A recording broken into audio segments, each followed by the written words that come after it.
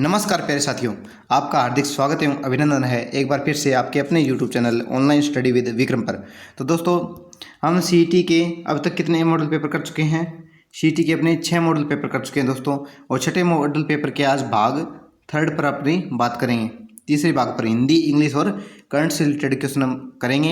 इसके अलावा 5 model paper आपके कंप्लीट हो चुके हैं और छठा मॉडल पेपर के 2 भाग आपके पहले हो चुके हैं दोस्तों। तो सीईटी ग्रेजुएशन लेवल और सीईटी 10+2 दोनों के लिए आपके ये क्लासें बहुत ही ज़्यादा लाभकारी होने वाली हैं। तो यदि अभी तक आपने ये पीछे वाली क्लासें नहीं देखी है तो पहले वो क्लासें देख लीजिएगा, और यदि आपने अभी तक चैनल को सब्सक्राइब नहीं किया है तो चैनल को भी सब्सक्राइब कर लीजिएगा दोस्तों। राजस्थान के और सेंटर के आने वाले विभिन्न एग्जाम की तैयारी के लिए आपके लिए चैनल बहुत ही ज़्यादा फायदेमंद होने वाला है। तो दोस्तों, चलते हैं बिना अपना टाइम वेस्ट किए आज के अपने पहले प्रश्न की तरफ। प्रश्न संख्या 116 से, यानी कि हिंदी से अपने बात करेंगे। प्रश्न संख्या 116 से कि नवोन्मेष का सही संधि विच्छेद क्या है? अपने को संधि वाला क्वेश्चन देखना है दोस्तों, संधि विच्छेद करना है। नवोन्मेष में संधि विच्छेद क्या होगा? तो बात करें दोस्तों नवोन्मेष शब्द की। नवोन्मेष में संधि विच्छेद क्या होगा दोस्तों? तो ऑप्शन ए नवोधन्मेष, नवधन उन्मेष, नवाधन उन्मेष या नवोधन उन्मेष। तो बात करें नवोन्मेष, ये शब्द अपने पहले गलत हो गया दोस्तों, क्योंकि यहाँ पर नया क्या है, बिना हलंत के, और यहाँ पर हलंत यानी कि आधन है अपने पास। ऑप्शन बी में बात करें नवधन उन्मेष। अब यहाँ से देखिए दोस्तों, संधि बन रही है क्या कोई सी? अपने बात करें नव, ए प्लस शब्द क्या दोस्तों अपने पास? ए पहले शब्द का क्या वर्ण है? ए अंत में व के, और अंत में दूसरे शब्द का पहला प्रथम वर्ण क्या है? ऊ है। ए और ऊ बन के क्या बनते हैं दोस्तों? ओ बनता है। क्या बनता है? ओ। संधि कौन सी होगी? ये गुण संधि। तो बन रहा है क्या? वो, यानी कि शब्द क्या आना चाहिए? वे के साथ में अपने क्या जुड़ना चाहिए? ओ जुड़ना चाहिए। वे धन ओ बन रहा है क्या अपने पास? बिल्कुल बन रहा है दोस्तों। नवोन्मेष तो क्या हो जाएगी संधि अपने यहाँ पर? क्या हो जाएगी? कौन सी संधि हो जाएगी? गुण संधि हो जाएगी, और ऑप्शन बी हमारा यहाँ पर क्या हो जाएगा? सही हो जाएगा। ठीक है, प्रश्न संख्या 116 में क्या होगा? ऑप्शन बी नवोधन उन्मेष से हमारा शब्द सही होगा। प्रश्न संख्या 117 देखिए, आपस में झगड़ा मत करो, इस वाक्य में किस प्रकार के क्रिया विशेषण का प्रयोग हुआ है? तो वाक्य दोस्तों आपस में झगड़ा मत करो, क्रिया विशेषण बताना है दोस्तों अपने को। तो सबसे पहले बात करें क्रिया विशेषण कौन सा है? तो आपस में झगड़ा मत करो। क्रिया विशेषण क्या होता है दोस्तों? बात करें क्रिया विशेषण की, तो क्रिया विशेषण वह होता है जो किसकी विशेषता बताए? क्रिया की विशेषता बताए। किसकी विशेषता बताए? क्रिया की विशेषता बताने वाले शब्द क्या कहलाते हैं? क्रिया विशेषण कहलाते हैं। जैसे कि बात करें कि रमेश बहुत तेज दौड़ता है, तो इसमें दौड़ना क्या है दोस्तों? क्रिया है, और क्रिया की विशेषता क्या है? बहुत तेज दौड़ना। ये क्या हो गई? क्रिया विशेषण हो गया अपना। ठीक है, आपस में झगड़ा मत करो। तो बात करें दोस्तों, ऑप्शन ए हमारा है स्थानवाचक क्रिया विशेषण, बी रीतिवाचक क्रिया विशेषण, या कालवाचक क्रिया विशेषण, परिमाणवाचक क्रिया विशेषण।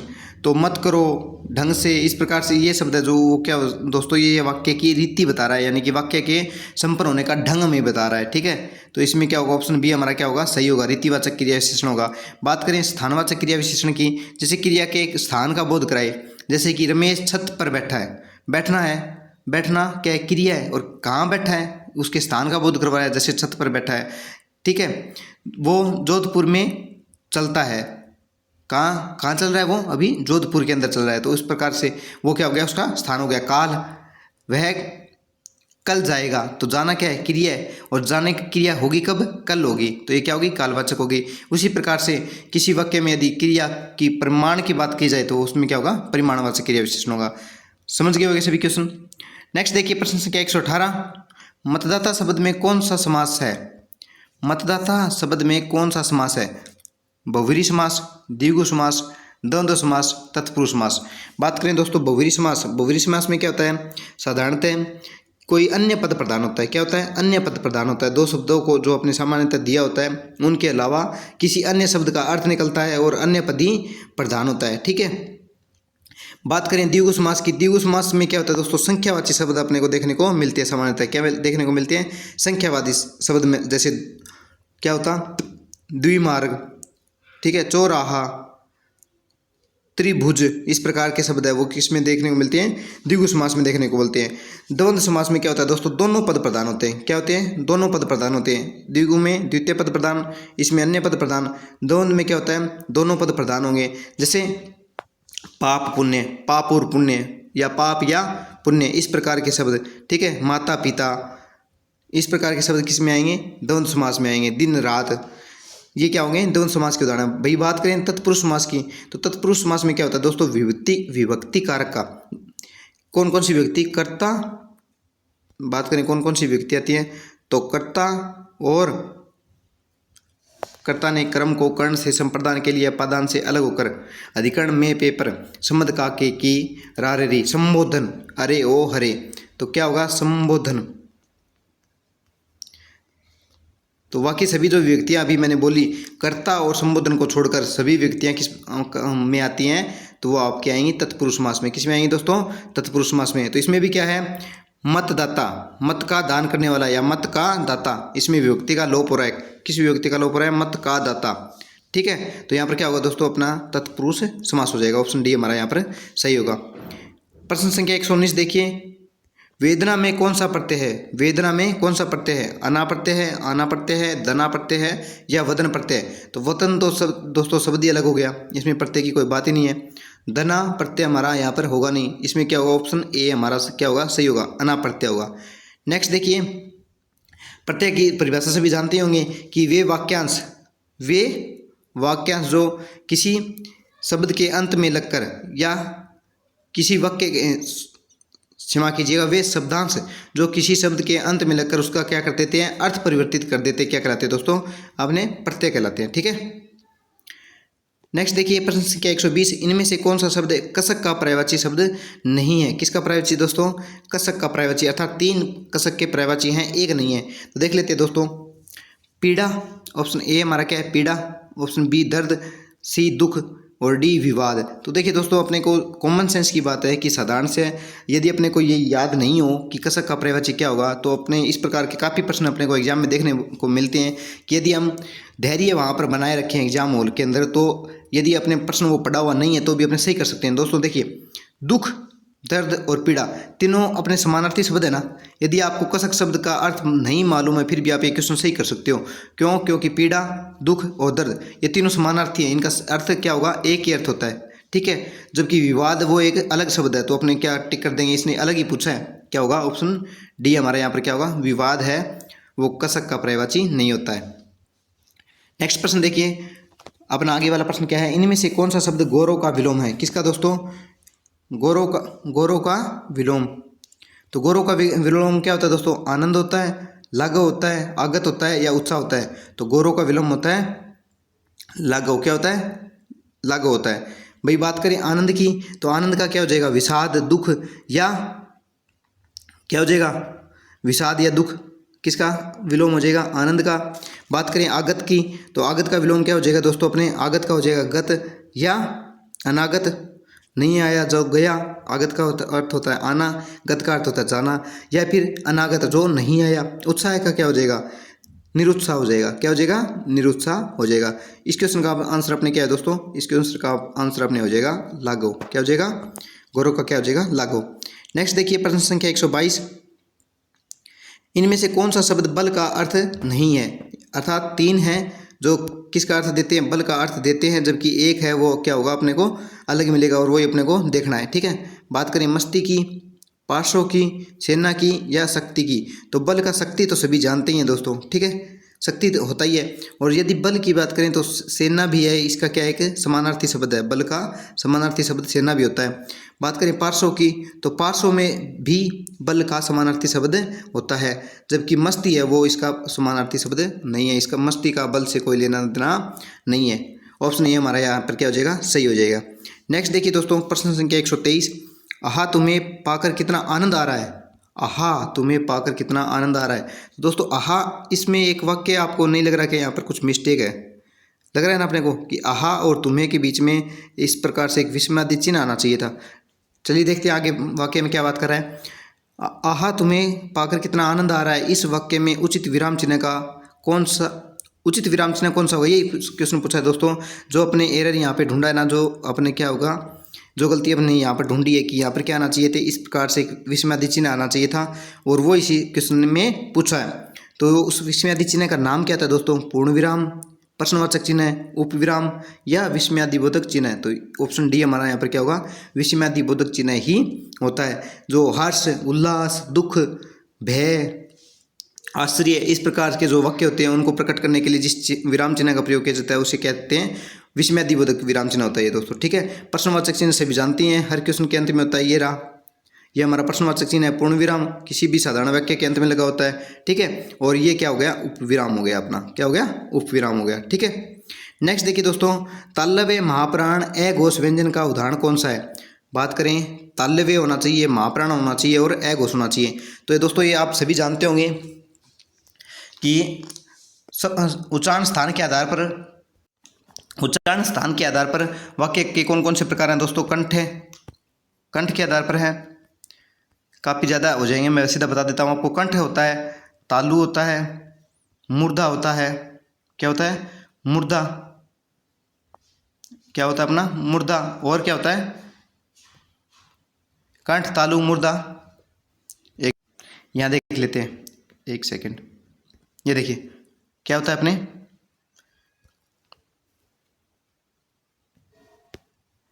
कंठ, तालु, मूर्धा, ठीक है। उसके बाद कंठ, तालु, मूर्धा और जिसे अपने बोलते हैं दंते, दंते, ओष्ठ, ये मुख्यतः उच्चारण स्थान है दोस्तों, ठीक है। इसके अलावा भी होता है, जैसे दंतोष्ठ होता है, ठीक है। तो मुख्यतः कौन से होते हैं, देखो कै वर्ग कहाँ से होगा, कंठ से होगा, च वर्ग तालु से होगा, ठीक है, ट वर्ग होगा मूर्धा से, और त वर्ग होगा दंत से। उसके बाद देखिए दोस्तों, पै वर्ग होता है, वो कहाँ से होता है, ओष्ठ से होता है। अब देखिए बात करें दोस्तों, तालव्य कौन सा वर्ग हो गया, आपने अभी बात की, तालव्य कौन सा होगा, तो यहाँ पर होगा लृ तुलसा नाम दंत, यानी कि तय वर्ग, ठीक है। कौन सा वर्ग, तय वर्ग के शब्द जो है वो किस में आएंगे, तय वर्ग के वर्ण आएंगे तालव्य में। महाप्राण, अलप्राण और महाप्राण की बात करें तो दोस्तों, अलप्राण किसे कौन कौन से होते हैं, तो बात करें अलप्राण की, पहला, तीसरा और पांचवा। पहले, तीसरे और पांचवें वर्ग के, यानी कि किसी भी वर्ण का पहला अक्षर, तीसरा अक्षर और पांचवा अक्षर, ये तो क्या होंगे, अलप्राण होंगे। दूसरा और चौथा क्या होगा दोस्तों, महाप्राण होगा। दूसरा और चौथा क्या होता है, महाप्राण, ठीक है। बात करें अब अघोष की, अघोष, तो ये दो प्रकार के होते हैं दोस्तों, अघोष और सघोष। अघोष तो आपने सबसे पहले वीडियो में बात की थी दोस्तों, जब फर्स्ट मॉडल पेपर किया था और चौथा मॉडल पेपर किया था, उस टाइम भी बात की थी, और लास्ट वाली वीडियो में अपने बात की थी कि पहला, किसी भी वर्ग का पहला, दूसरा और तीसरा, ये तीन तो वर्ग, जैसे कै वर्ग का बात करें तो कै, ख और ग, तीन आ गए ना, कै, ख, ग। इसी प्रकार से च वर्ग क्या हो जाएगा, च, छ, ज। इसी प्रकार से ट का हो जाएगा ट, ठ, ड। इसी प्रकार से तय और पै वर्ग के भी वर्ण आ जाएंगे, पहला, दूसरा और तीसरा प्रत्येक वर्ग का।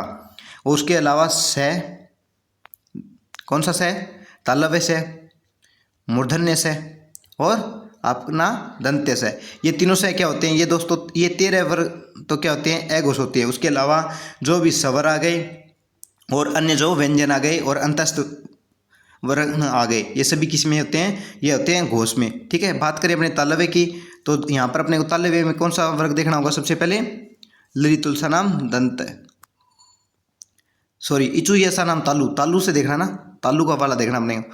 तो तालु, इचु ऐसा नाम च वर्ग वाले हैं, वो किस में आएंगे, तालु वर्ग में आएंगे। तो ट, ठ ये तो नहीं है, च, छ ये है तालु में है, त, थ ये भी नहीं है, ये दंत्य का है, ठीक है। और ज, झ, च, छ, ज, झ, ये झ भी किस में है, तालु में है। तो तालु वाला तो हो गया, अपनी बात खत्म, दो आगे।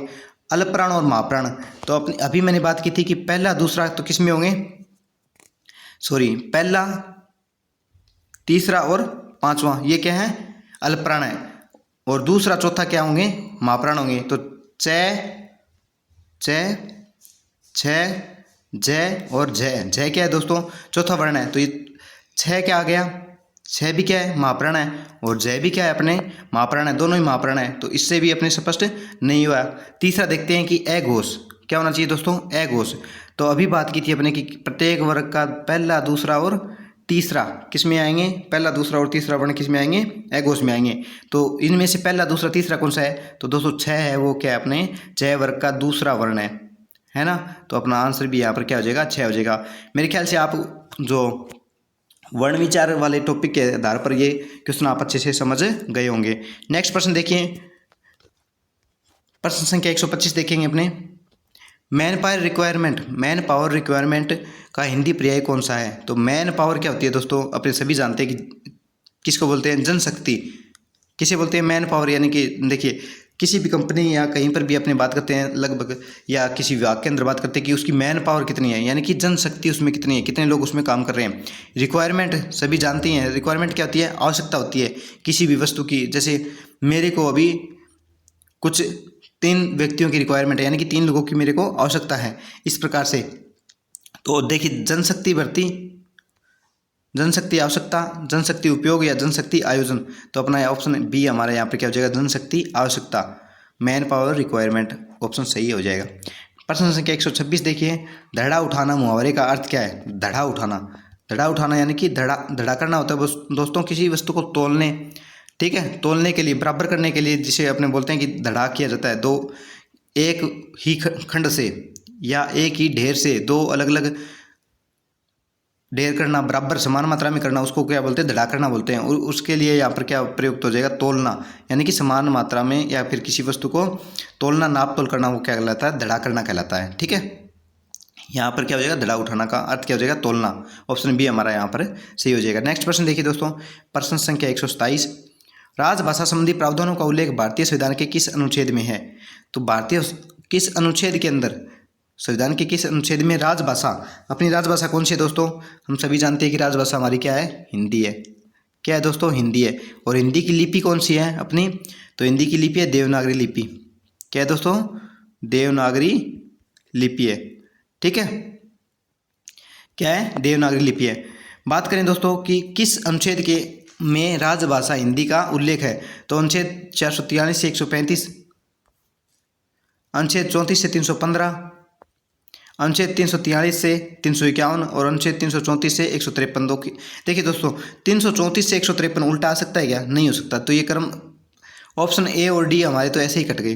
ठीक है, अनुच्छेद 34 से 315 की बात करें तो 34 से 315 दोस्तों अपने सभी जानते हैं कि प्रारंभ में तो क्या है, संघ की शक्तियाँ और राज्य की शक्तियाँ, उसके बारे में उल्लेख है। तो राजभाषा के बारे में इसमें प्रारंभ में कोई उल्लेख नहीं है। जबकि अनुच्छेद 343 से 351 के मध्य हमें राजभाषा हिंदी के बारे में क्या मिलता है, संविधान में अनुच्छेद देखने को मिलते हैं 343 से 351 के मध्य। एक दिन हमने बात की थी दोस्तों कि राजभाषा आयोग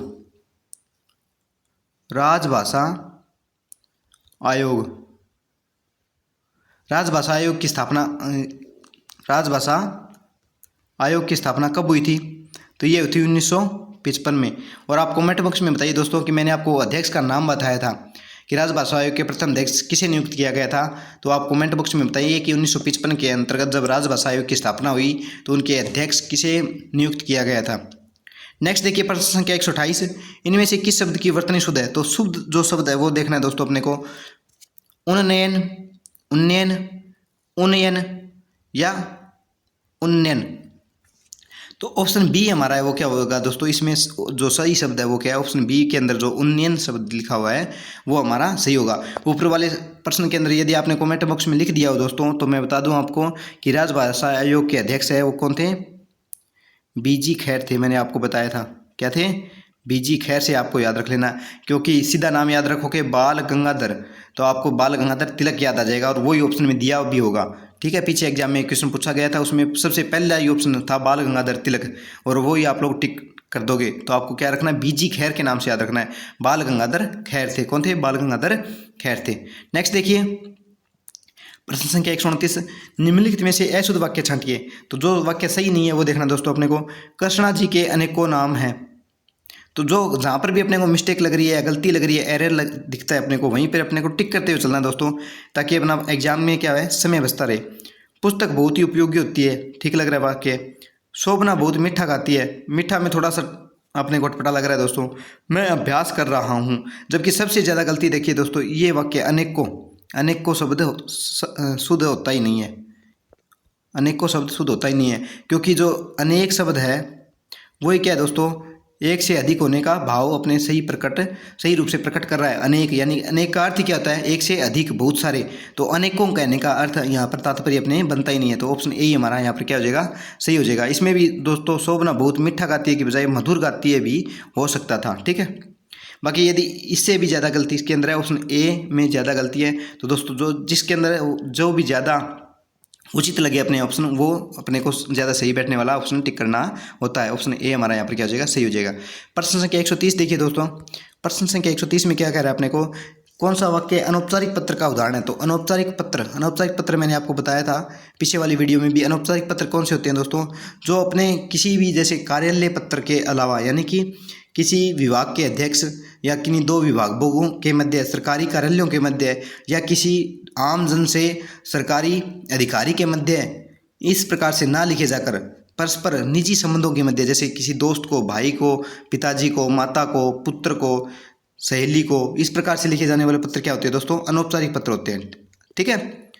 आपके समझ में आ गई होगी बात। अनौपचारिक पत्र कौन से होते हैं, जो निजी संबंधों के मध्य लिखे जाते हैं। तो ऑप्शन पर बात करें अपने, तो ऑप्शन ए में क्या कह रहा है अपने को, ऑप्शन ए कह रहा है मोहल्ले में बिजली की समस्या के लिए जिलाधिकारी को लिखा गया पत्र। तो जिलाधिकारी को, किसको लिखा रहा है दोस्तों, जिलाधिकारी को। तो क्या ये अनौपचारिक पत्र होगा, बिल्कुल नहीं, ये तो क्या होगा, अपना औपचारिक पत्र होगा, ठीक है। नेक्स्ट देखिए, बहन के विवाह में शामिल होने के लिए मित्र को पत्र, किसको, मित्र को पत्र। अभी अपने बात की थी कि पिता को, पुत्र को, माता को, भाई को, सहेली को, इस प्रकार से जो अपने निजी संबंधों को जो पत्र लिखे जाते हैं वो क्या कहलाते हैं, अनौपचारिक पत्र कहलाते हैं। तो ऑप्शन बी हमारा यहाँ पर क्या हो जाएगा, सही हो जाएगा। ऑप्शन सी और देख लेते हैं दोस्तों, सी और डी में क्या कहता है कि गांव में पुस्तकालय खुलवाने के लिए जिला परिषद के अध्यक्ष को पत्र है। तो ये भी क्या हो गया, औपचारिक पत्र हो गया। हमें शिष्ट भाषा का प्रयोग करना होगा यहाँ पर, ठीक है। बातूनी न बनते हुए हमें नपे तुले और सरल भाषा के सभ्य शब्दों का प्रयोग करते हुए पत्र लिखना होता है। प्रधानाचार्य को 2 दिनों के लिए अवकाश के लिए प्रार्थना पत्र, तो ये भी क्या होगा, अनौपचारिक पत्र की श्रेणी में नहीं आएगा। नेक्स्ट देखिए, प्रश्न संख्या 131 में क्या कह रहा है दोस्तों, प्रश्न संख्या 131 में अपने को वाक्य में एरर ढूंढनी है। क्या ढूंढनी है दोस्तों, एरर ढूंढनी है। तो Sam took a little time to thought before he replied, Sam took a little time to thought before he replied. तो दोस्तों यहाँ पर वाक्य में थोड़ा सा देखिए अपने को कि सैम जवाब देने से पहले थोड़ा सोचता है, कुछ समय लेता है सोचने के लिए। तो थॉट लेता है, समय लेता है, ये तो साधारण वाक्य हो गया दोस्तों कि सैम क्या है कि जवाब देने से पहले कुछ समय लेता है सोचने के लिए। जबकि थॉट यहाँ पर क्या है, वर्ब की सेकंड फॉर्म दी हुई है। तो देखते हैं दोस्तों, मेरे को तो ये एरर लग रहा है।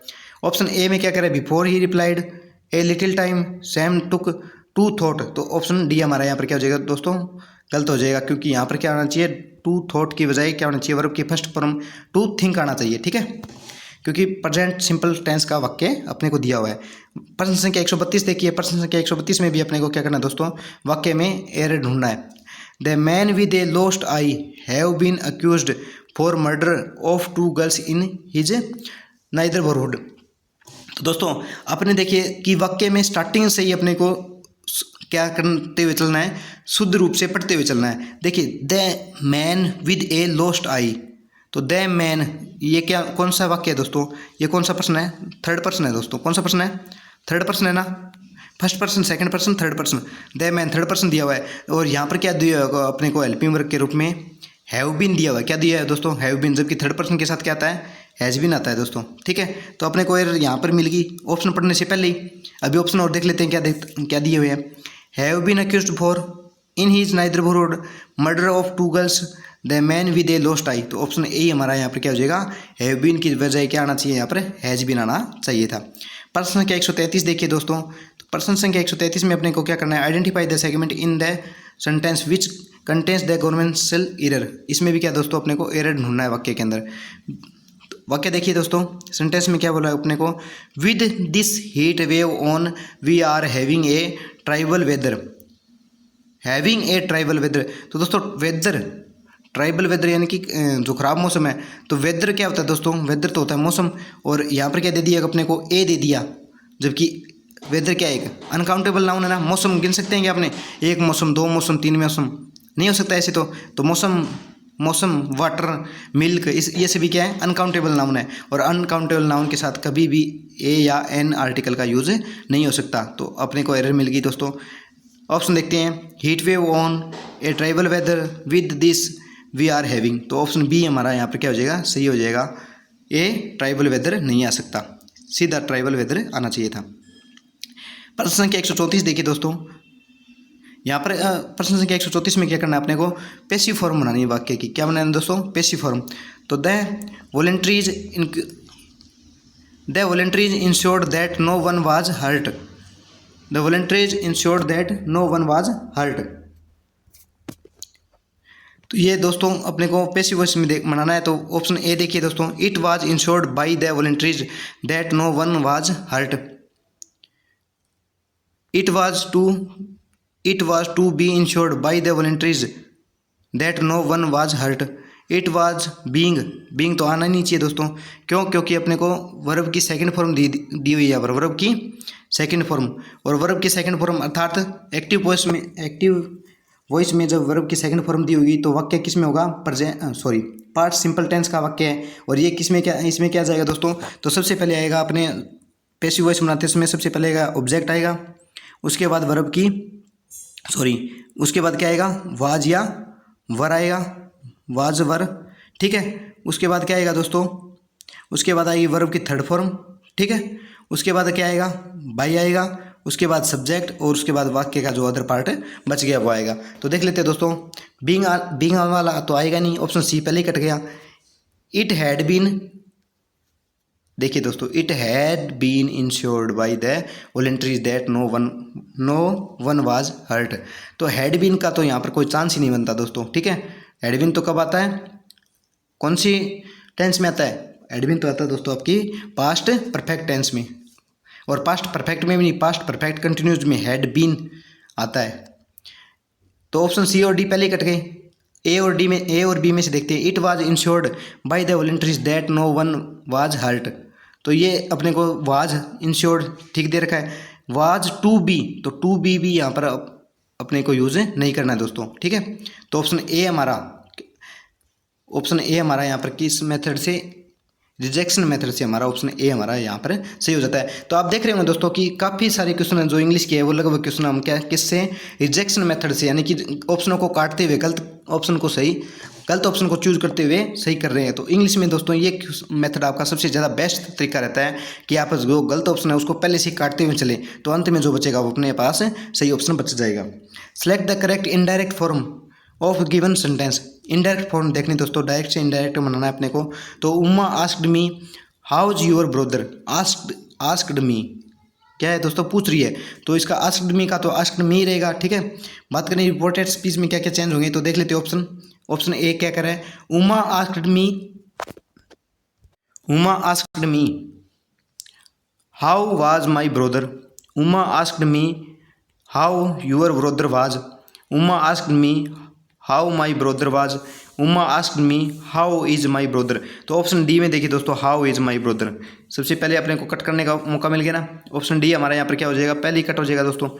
ऑप्शन सी की बात करें कि Uma asked me how my brother was, option C है। और ऑप्शन बी में देखिए Uma asked me how your brother was. तो how is your brother, direct से इनडायरेक्ट बनाना है दोस्तों। तो उमा ने किससे पूछा है, मुझसे पूछा है, तो योर ब्रदर आएगा क्या, नहीं आएगा दोस्तों। तो ऑप्शन बी हमारा यहाँ पर, एक सेकंड, उसने उमा आस्क्ड मी मुझसे पूछा है, तो डायरेक्ट से इनडायरेक्ट बनाएंगे। तो डायरेक्ट से इनडायरेक्ट बनाते हुए समय दोस्तों योर ब्रदर, ये तो क्या हो जाएगा, गलत हो जाएगा। क्यों, क्योंकि उसने किसी अन्य से थोड़ी पूछा है। Uma asked me your brother was, नहीं, यहाँ पर क्या होगा, Uma asked me how my brother was. Option C हमारा यहाँ पर क्या हो जाएगा, सही बैठ रहा है दोस्तों, ठीक है। क्योंकि अब इनडायरेक्ट में बताते समय हम कौन बात कर रहा है, मैं बता रहा हूँ कि मेरे ब्रदर के बारे में पूछा गया, तो वहाँ पर यूर का यूज नहीं होगा। आप समझ गए होंगे दोस्तों अच्छे से। प्रश्न संख्या 136 देखिए, select the most appropriate synonym देखना है दोस्तों, अपने को क्या देखना है, सिनोनिम देखना। बात करें प्रश्न संख्या 136 की, तो 136 में क्या पूछा दोस्तों अपने को, सिनोनिम बताना है, सिनोनिम अर्थात समानार्थी शब्द बताना है। किसका? इमिटेशन का। किसका बताना है दोस्तों? इमिटेशन वर्ड है उसका समानार्थी शब्द अपने को देखना है, सिनोनिम देखना है। तो इमिटेशन का अर्थ क्या होता है दोस्तों? जाली या फेक होता है। क्या होता है? जैसे जाली, बात करें जाली या नकली, जैसे नकली नोट होते हैं, जाली नोट होते हैं, उसी प्रकार से इसका अर्थ क्या होता है? जाली या वही वाला जाली होता है। ठीक है, बात करें ऑप्शन की, तो ऑप्शन ए क्या दे रखा है? फेक। यही हो गया दोस्तों, सही बैठ रहा है। इमिटेशन और फेक का अर्थ समान होता है। फिर भी अपने अन्य ऑप्शन देखते हैं दोस्तों। ऑप्शन बी क्या कह रहा है? जेन्युइन। ऑप्शन सी रियल और ऑप्शन डी ओरिजिनल की बात कर रहा है। तो बात करें दोस्तों जेन्युइन, जेन्युइन का अर्थ क्या होता है? वास्तविक, या जैसे बोलते हैं ना किसी वस्तु के लिए जेन्युइन पीस है, ये किसी कपड़े की ब्रांड या फिर किसी जूते के पीस के लिए ये जेन्युइन पीस है, यानी ये इसका वास्तविक मॉडल है, वास्तविक वस्तु है, ये है, उसके बारे में बात की जाती है। रियल क्या आता है? रियल का अर्थ भी वही है, वास्तविक या जो सही रूप है उसका। वास्तविक रूप के लिए किसका प्रयोग किया जाता है? रियल का। ये दोनों समानार्थी हैं। और ओरिजिनल, ओरिजिनल भी क्या होता है दोस्तों? वास्तविक या मूल रूप है, उसी को ओरिजिनल हम बोलते हैं। तो ये तीनों तो क्या होंगे दोस्तों? समानार्थी हो गए। और ये फेक क्या है? इसका इमिटेशन का सिनोनिम हो जाएगा। यदि अपने इस क्वेश्चन का आंसर नहीं आ रहा था दोस्तों, तो भी अपने रिजेक्शन मेथड से इस क्वेश्चन का सॉल्यूशन कर सकते थे। मैं आपको बार बार बोल रहा हूँ कि इंग्लिश के अंदर सबसे पहले अपने को कौन सा मेथड अप्लाई करना है? रिजेक्शन मेथड से ही क्वेश्चन सोल्व करने हैं। ठीक है, ये बहुत ज़्यादा सही चांस हो जाता है दोस्तों, अपने क्वेश्चन सही बैठने का बहुत ज़्यादा चांस बढ़ जाता है रिजेक्शन मेथड से क्वेश्चन सोल्व करने पर। ठीक है, नेक्स्ट देखिए प्रश्न संख्या 137, select the most appropriate antonym. इस क्वेश्चन में क्या देखना है दोस्तों? अपने को एंटोनिम देखना है, विपरीतार्थक शब्द देखना है। क्या देखना है? विपरीतार्थक शब्द देखना है, विलोम शब्द देखना है अपने को। किसका? मस्टर का। किसका दोस्तों? मस्टर का। तो मस्टर का अर्थ क्या होता है दोस्तों? मस्टर का अर्थ होता है इकट्ठा करना, एकत्रित करना या जैसे संगठित करना। ठीक है, बात करें कॉन्वेंस, मोबिलाइज, डिस्प्रेज या असेंबल। तो डिस्प्रेज का अर्थ क्या होता है दोस्तों? फैलाना होता है। क्या होता है? फैलाना, कहलाना नहीं, फैलाना। क्या होता है दोस्तों? फैलाना। और बात करें अपने यहाँ पर क्या दिया हुआ है? एंटोनिम दिया हुआ है। तो एंटोनियम मस्ट का अर्थ होता है एकत्रित करना, इकट्ठा करना, सम्मिलित करना। और डिस्पेयर का क्या होता है? डिस्पेयर क्या होगा? फैलाना। तो ये ऑप्शन सी हमारा यहाँ पर सी हो जाएगा। अन्य ऑप्शन की बात करें दोस्तों, ऑप्शन बी मोबिलाइज। मोबिलाइज का अर्थ क्या होता है? लामबंद करना। जैसे अपने को बोलता है ना किसी बात के लिए मनाना, या फिर किसी को किसी शर्त के अनुसार काम करवाने के लिए जैसे बोलते हैं, उसको उसने लामबंद कर लिया है, तो वो क्या होगा? लामबंद करना क्या होता है? हिंदी का मोबिलाइज होता है। ठीक है, बात करें कॉन्वेंस की। कॉन्वेंस क्या होता है? कॉन्वेंस भी अर्थ मनाना होता है, या फिर क्या करना होता है? जैसे बोलना, बुलाना। कॉन्वेंस करना क्या होता है? मनाना या बुलाना या फिर आयोजित करना। ये क्या हो गए? कॉन्वेंस के समानार्थी शब्द हो गए। असेंबल, असेंबल आप सभी जानते हैं, असेंबल का अर्थ भी क्या होता है? एकत्रित करना ही होता है। तो ये मस्टर का सिनोनिम तो हो गया ये, और एंटोनिम अपने पास डिस्प्रेज हो गया। ठीक है, प्रश्न संख्या 138 देखिए, select the word which means the same as the group of word given. यानी कि समानार्थी शब्द ही देखना है। किसका? इसका वन वर्ड देखना अपने को। ठीक है, someone who leaves one's country to settle in another country. यानी कि जो व्यक्ति ने अपने देश को छोड़कर किसी अन्य देश में सेटल हो गया, या फिर सेटल होने के लिए अपना देश छोड़ दिया है। ठीक है, तो वो क्या कहलाएगा दोस्तों? टूरिस्ट कहलाएगा, या इमिग्रेंट कहलाएगा, फॉरिजनर कहलाएगा, या एक्सप्लोरर कहलाएगा। तो टूरिस्ट तो क्या होते हैं? टूरिस्ट कौन होते हैं दोस्तों? पर्यटक को अपने टूरिस्ट बोलते हैं, सभी जानते हैं। तो टूरिस्ट तो अपने को इस क्वेश्चन का आंसर होगा नहीं। एमिग्रेंट क्या होता है? एमिग्रेंट वही होता है जो दूसरे देश में, अपने देश को छोड़कर दूसरे देश में बस गया है, या रहने के लिए दूसरे देश में चला गया। तो ये ऑप्शन बी हमारा यहाँ पर क्या हो जाएगा? सही हो जाएगा। इमिग्रेंट क्या होता है? Someone who leaves one's owns country to settle in another country. ठीक है, जिसने अपने देश को दूसरे देश में रहने के लिए छोड़ दिया है। फॉरेनर क्या होता है दोस्तों? विदेशी। फॉरेनर किसे कहते हैं? अपने विदेशी को ही कहते हैं। एक्सप्लोरर क्या होता है? एक्सप्लोरर होता है खोजकर्ता। जैसे इंटरनेट एक्सप्लोरर, यानी कि अपने इंटरनेट पर कुछ खोजने के लिए किसका प्रयोग करते हैं? जो web browser explorer, internet explorer. उसी प्रकार एक्सप्लोरर का अर्थ क्या होता है? खोजकर्ता होता है। प्रश्न संख्या 139 देखिए दोस्तों, select the most appropriate meaning of the given idioms. यानी कि इस पहेली या कहावत का अर्थ अपने को ढूंढना है। ठीक है, कौन सा? Make a bee line 4, make a bee line 4। यानी कि मैक ए बी लाइन 4 का अर्थ होता है स्ट्रेट लाइन चलना, किसी के पीछे पीछे एक लाइन में चलना। ठीक है, तो go for free wise, go straight to का अर्थ होता है सीधे चलना। Stand in queues, stand in queues, line में सीधे खड़े होना। Make a line for honey, शहद के लिए लाइन बनाना, ये तो कोई अर्थ नहीं हुआ। जबकि गो स्ट्रेट टू, ये क्या होगा, सीधे चलना। और make a bee line for bee क्या अर्थ होता है, यानी कि सीधे चलने के लिए, सीधे चलते हुए रहना। तो ऑप्शन बी हमारा यहाँ पर क्या हो जाएगा, सही हो जाएगा। प्रश्न संख्या 140 देखिए, find out the error in following sentence, sentence में से एरर चूज करना है अपने को दोस्तों। तो सेंटेंस पढ़ के देखते हैं। What to speak of milk, even water was not available there, no error. इसमें क्या एरर देखना है दोस्तों अपने को, तो ऑप्शन ए बी सी और डी में से चूज करना अपने को। What to speak of milk, what to speak of milk, even water was not available there, what to speak of, ये देखिए दोस्तों ये मिल गया। जब ये अपने किसी सेंटेंस को दो से तीन बार पढ़ के देखते हैं, तो जहाँ पर भी अपने को अटपटा लगे तो अपने को वहाँ समझना है कि वहाँ पर कुछ एरर है। यदि अपने को वो टॉपिक पढ़ा हुआ है दोस्तों, तो अपने को समझ में आ जाता है। तो देखिए दोस्तों, जब भी मैंने इसको पढ़ा what to speak of milk, तो यहाँ पर स्पीक ऑफ की बजाय क्या होगा दोस्तों, अबाउट आएगा। क्या आएगा, about. What to speak about milk, even water was not available there. Option A हमारा यहाँ पर क्या हो जाएगा, सही हो जाएगा दोस्तों। नेक्स्ट देखिए दोस्तों, पैसेज आ गया आपने। अब पैसेज आप क्या कर लीजिए, या तो स्क्रीनशॉट ले लीजिए या वीडियो पॉज करके पैसेज के क्वेश्चन आप लोग ढूंढ लीजिएगा, क्योंकि पैसेज में क्या है दोस्तों, सीधे सीधे क्वेश्चन ढूंढने वाले हैं। तो मैं इन क्वेश्चनों का आंसर आपको सीधे ही बता दूंगा।